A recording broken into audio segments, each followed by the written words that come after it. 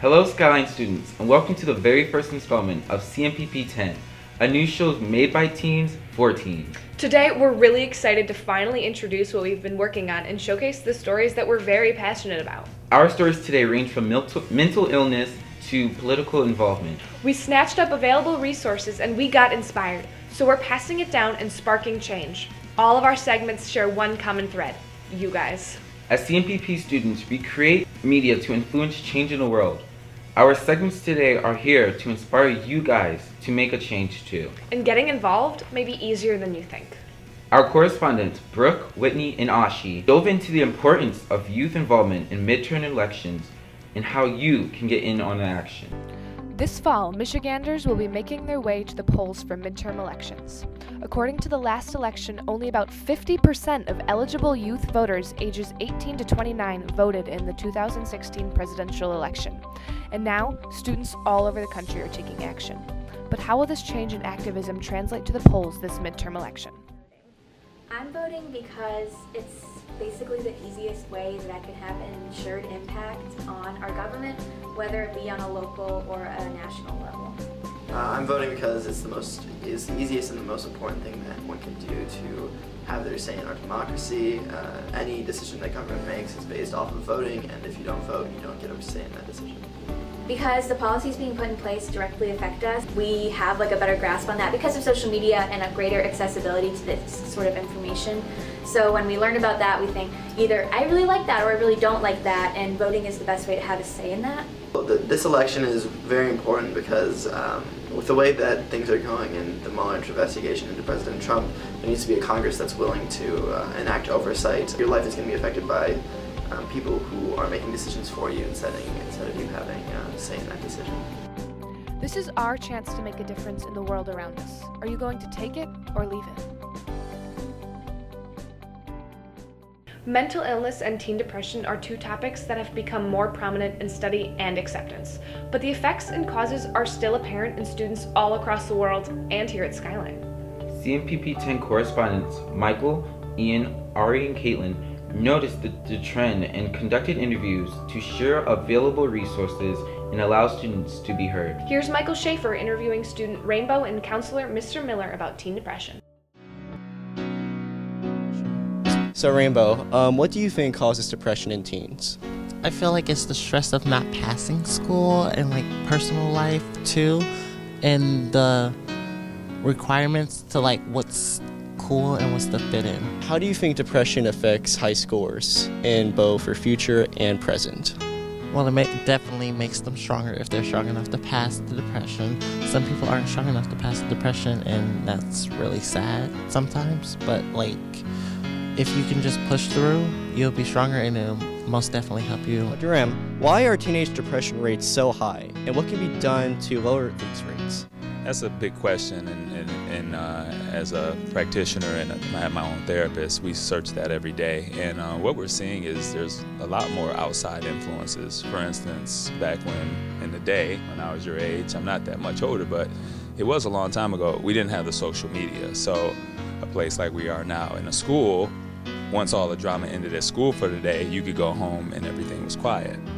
Now you go home, you open up your phone, and it's right there with you. So the pressures don't stop. They continue on even as you leave school and go home. And how can you, along with the staff, help students who are suffering from depression?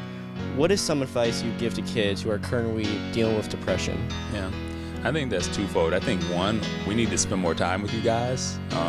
Everyone's busy, especially around a place like this. We need to have more conversations like this. I was talking to a student the other day, and the person said, "Mr. Miller, no one talks like this anymore. We don't have these conversations." So one, conversate. And I think two, we still need to hold each other accountable, There's substance abuse, there's all kinds of things going on right in front of us that we need to be more aware of as staff here at school. And if we see something, say something. On February 14th, 2018 at 3:18 p.m., 17 people died due to a firearm at Marjorie Stoneman Douglas High School in Parkland, Florida. That day is now ingrained in our nation's history and inside the minds of teenagers everywhere because of the revolution that started by students affected at Parkland. CMPP students Rachel and my co-anchor Bella curated a segment to promote the importance of youth voice. First, I want to share something with you, a tweet and a series of texts exchanged by two brothers, students during the Parkland, Florida school shooting. The older brother, Sam, tweeted this, quote, "Scariest part of it all was knowing that my little brother was right above me and not knowing if I would ever see him again. I've never really treated him the way he deserved. Not anymore. Seeing his face outside the school was the most relief I've ever felt. My prayers to all." Now, here are the texts. You're seeing them on your screen. Are you okay? Hopefully. Just know I love you. I love you too. Forever, and you're the best brother. We're gonna get out of here, I promise. Sam? Yes? Are the cops here? My teacher died. Yesterday. Yes. And he's sitting in the doorway. I don't know. I'm on the 3rd floor. You think I'm okay? Don't do anything. Don't do anything. You understand, Matthew? Please answer me. And evil. I feel like it's definitely really important for the youth to be involved. We're the main group impacted by school shootings. I think this is a time of social change, and this is kind of a time when we're more connected than we've ever been before.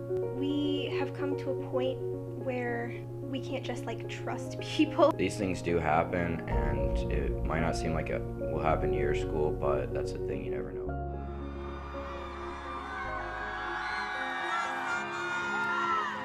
Six minutes and about 20 seconds. In a little over 6 minutes, 17 of our friends were taken from us, 15 were injured, and everyone, absolutely everyone, in the Douglas community was forever altered.